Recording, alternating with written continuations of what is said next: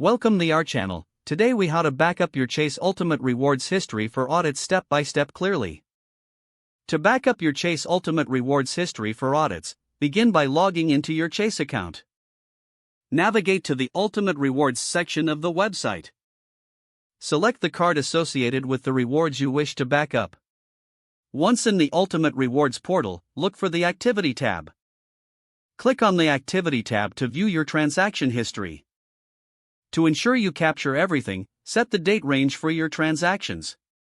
Choose a period that encompasses all relevant transactions.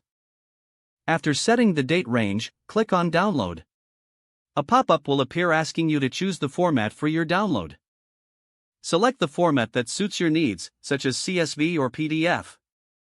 Once you've selected the format, confirm the download. Your file will be downloaded to your device.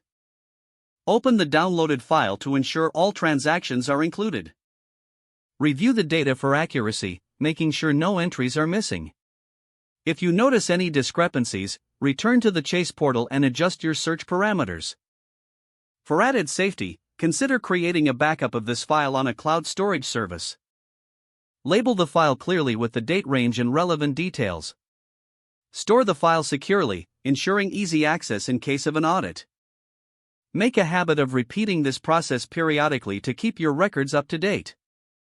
This method will help keep your Chase Ultimate Rewards history organized and accessible for any future audits.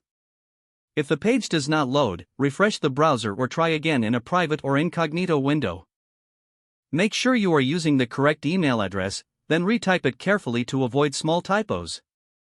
If your password is not accepted, use the reset option and create a new strong password you can remember. Check your spam folder for verification or security emails, then complete any requested confirmation steps.